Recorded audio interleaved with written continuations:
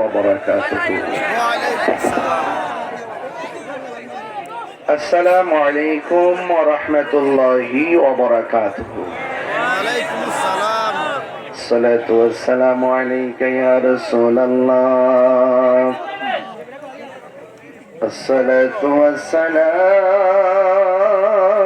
والسلام عليك يا حبيب الله. الصلاة والسلام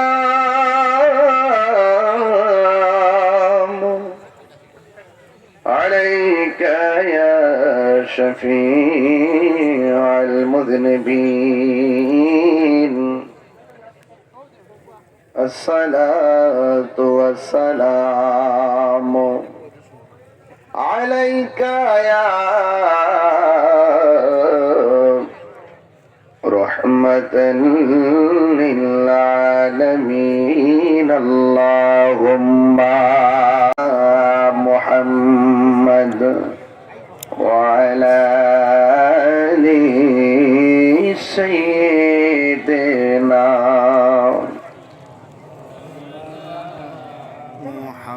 معجز ومكرم শ্রীয়ামশী হাফিজিয়া হাবিবিয়া ফুরকানিয়া ইত্যাদি মাদ্রাসা প্রাঙ্গণে আজি মুসান ৫১তম ওয়াজ মাস দোয়ার মাহফিলের সম্মানিত সভাপতি, বিশিষ্ট সমাজসেবক, শিক্ষানুরাগী, অত্র মাদ্রাসার প্রতিষ্ঠাতা সদস্য ও সভাপতি আলহাজ আহবাব হোসেন সাহেব, একটু সাত করে, এটা বন্ধ করবেন, একটু আওয়াজ করে সাত করে।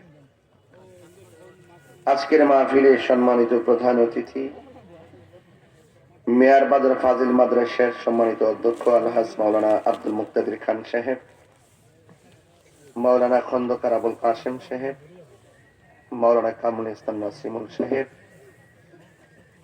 ইন্তেজামিয়া কমিটির পক্ষে হাফেজ মাওলানা তাওহীদুল ইসলাম সাহেব দীর্ঘক্ষণ পর্যন্ত আলোচনা করেছেন।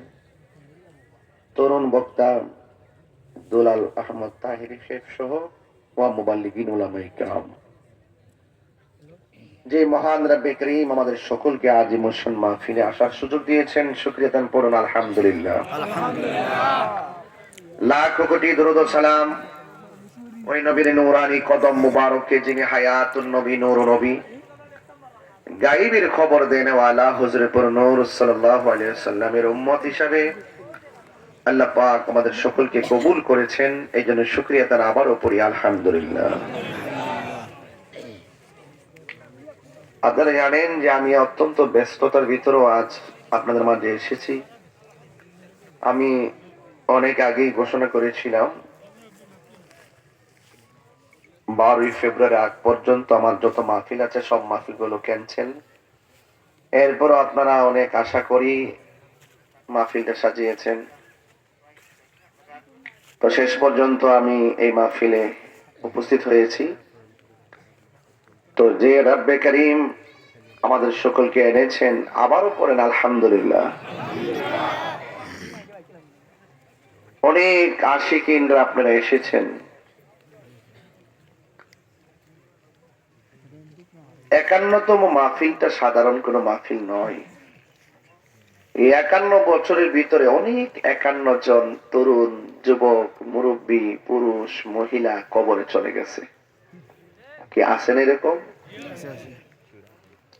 অনেক মানুষ অন্ধকার কবরে চলে গেছে। আগামী ১০২তম হওয়ার আগে শতকরা ৬০% মানুষ আমরা চলে যাব প্রায়। বলুন হায়াতের মালিক কে? ইজ্জতিগ্রস্ত কথা ঠিক না? দুইটা কোয়ালিটি যেই মানুষের হৃদয়ে থাকবে, ওই মানুষগুলো সাকসেস। ১ নম্বর যারা ইমানদার, ২ নম্বর যারা নেক আমল করে। ইমানদার কারা? যারা আল্লাহকে এক বলে, জানে আমরা কি আল্লাহ ছাড়া কাউকে সেজদা করি? আল্লাহ ছাড়া কাহারো কাছে মাথা নত করি? আমরা কি বাবা শাহজালাল রে আল্লাহ মনে করি? আমরা কি পীর মুর্শিদ রে আল্লাহ মনে করি? আমরা কি মাজারে যাইয়া কাউকে আল্লাহ মনে করি? তাইলে আমরা মাজার পূজারি কও কেন?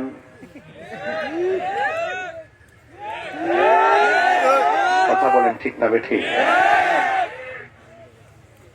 এত সুন্দর ওয়াজ করি, এত কনসেপ্ট কত ক্লিয়ার, আমরা এত ক্লিয়ারলি বলার পরও কিছু হলে দেখবেন ফেসবুকে রিপ্লাই মাজার পূজারি,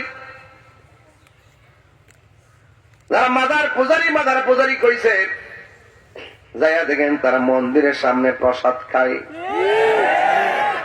কথা কোন ঠিক কিনা রে বাজি? আছে না নাই? আরো জোরে আছে না নাই? এই দেশে একমাত্র আমরাই সম্প্রীতির বান্ধব মানুষ। কথা কোন ঠিক কিনা কোন?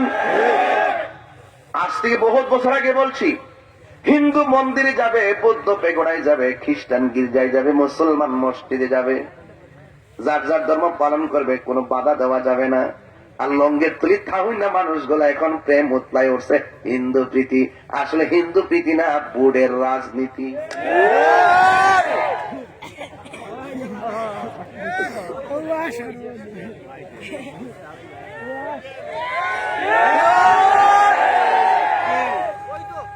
এতদিন আসলা কই করতে পারিস? আবার কথা ঢুকে যাবে গা, আবার কথায় ঢুকবা। আমরা আজকেও বলি শুননি, কালকে বলবো, গতকালও বলছি, মৃত্যুর আগ পর্যন্ত। তো পরিচয় দিতে লজ্জা কিসের? যারা ধর্মের পরিচয় দিতে লজ্জা করে বুঝতে হবে তাদের ভিতরে গন্ডগোল আছে। কথা বলেন ঠিক না?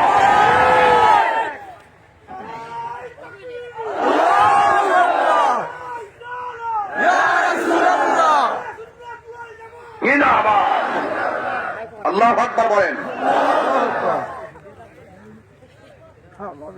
আমাদের ধর্মের নাম কি? আজকে বলি, কালকে বলবো, পরশু বলবো, 5 বছর আগে বলছি, মৃত্যুর আগ পর্যন্ত। তো পলাইতে হবে কেন?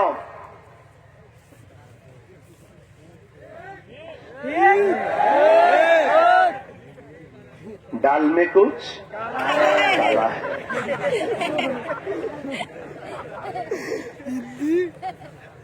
আমার কথা পরিষ্কার,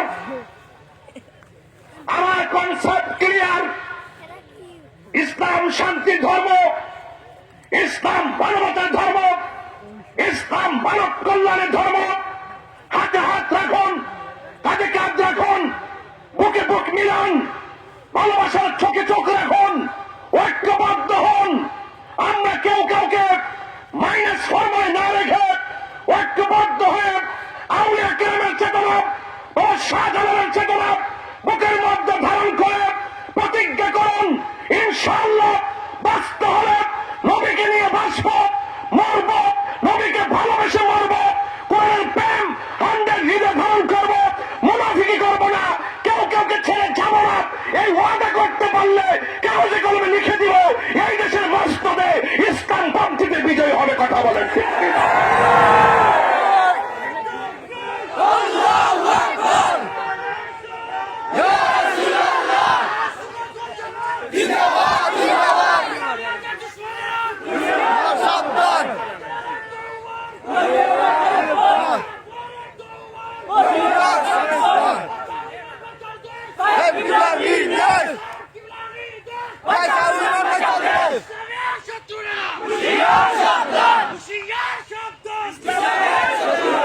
প্রিয় সিলেটবাসী, আমার বক্তব্যের সাথে কি আপনারা একমত? যারা মুখে ইসলামের কথা বলে,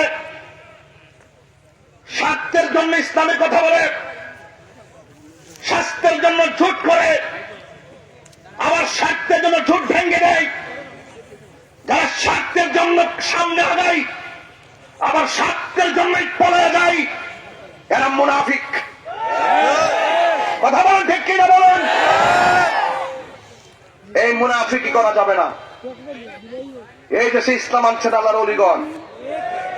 65% সুন্নিদেরকে বাদ দিয়ে রাষ্ট্রযন্ত্রের প্রহসনমূলক কোন সিদ্ধান্ত মেনে নেওয়া হবে না।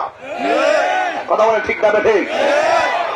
আমার ভাইয়েরা, হুজুর সব মাহফিল বাদ দিয়েছেন, আপনি যাই একটু দোয়া করলেও চলবে।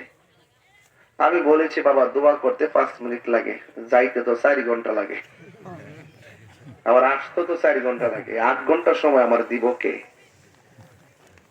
তো যাই হোক, আমি অনেক ব্যস্ততার ভিতর আপনাদের মাঝে এসেছি, না আসলে হয়তো আপনারা অনেকই কষ্ট পেতেন। তবে নির্বাচনের আগ পর্যন্ত আমি সব মাহফিল বাদ দিয়ে দিছি। এলাকায় কোনো মাহফিল থাকলে আপনাদেরকে অনুরোধ করব আমাকে একটু সুযোগ দিবেন, কারণ আপনারা জানেন যে আহলুস সুন্নাত ওয়াল জামাতের একটি ক্রাইসিস মুভমেন্টে আমি অনেক মাহফিল বাদ দিয়েও কেন এখানে আসছি। আমি একটু চেষ্টা করতেছি অন্তত পক্ষে রাষ্ট্রযন্ত্র সুন্নি জামাতকে যেভাবে মাইনাস করছে, অন্তত একটা লোক যদি সেখানে যাইতে পারি, অন্তত পক্ষে সেই বৈষম্য দূর করে আমরা আহলুস সুন্নাহর একটা অবস্থান তৈরি করতে পারবো। আর অন্য কোনো কিছু না, আমাকে একবারে ওই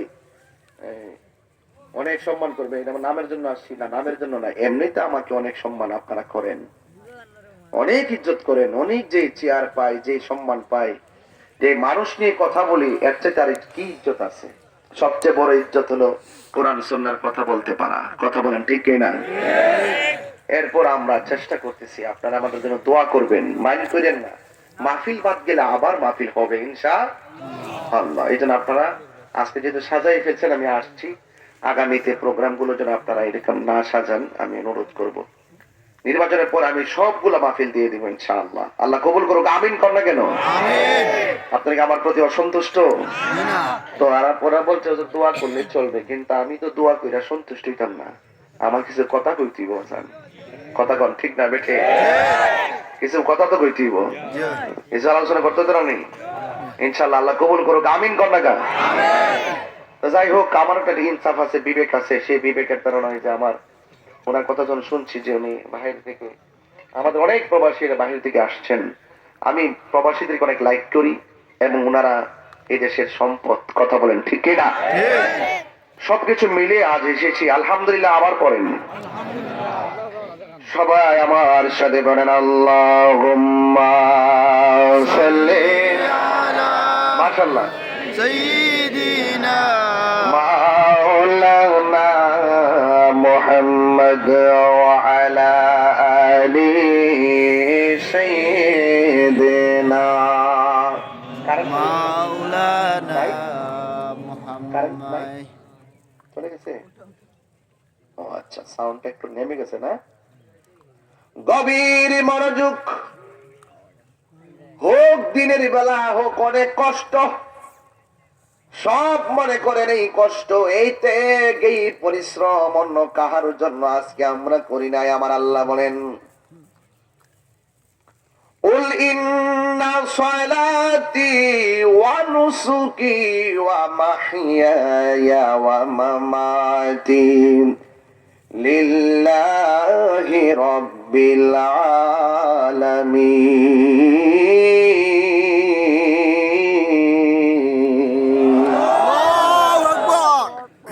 আল্লাহ রাব্বুল আলামিন বলেন, ও বন্ধু, আপনি বলে দিন, আমার নবী, আপনার নবী বলেন, আমার নামাজ, আমার কুরবানি, আমার জীবন, আমার মরণ একজনের জন্যে।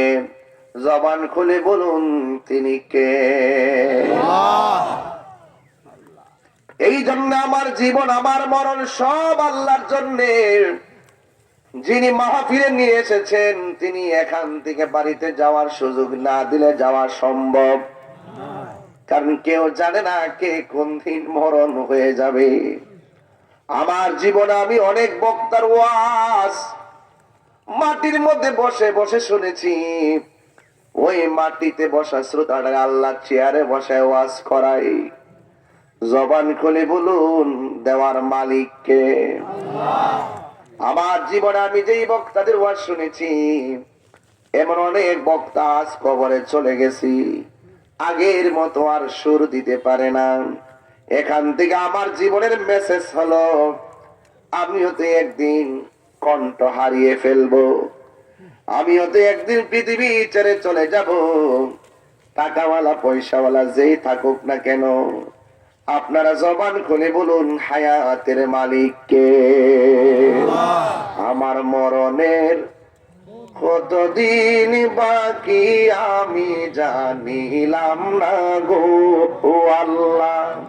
মরণের কত দিন বাকি আমার মরণের, কত দিন বাকি আমি জানিলাম না গো আল্লাহ, মরণের কত দিন বাকি।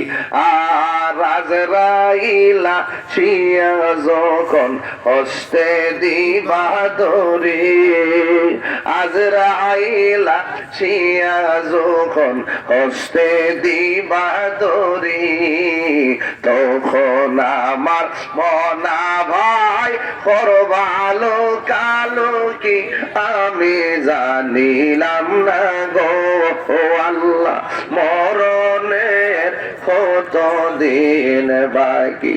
আর 40 দিনের আগে ভাইরে মৌতের নিশানি, 40 দিনের আগে ভাইরে মৌতের নিশানি, জমদূতে কা ইরানি বচুকে দিয়ায়ান দিয়া আমি জানিলাম না গো আল্লাহ, মরণের কত দিন বাকি আমার মরণের, কত দিন বাকি আমি জানিলাম না গো আল্লাহ, মরণের কত দিন বাকি।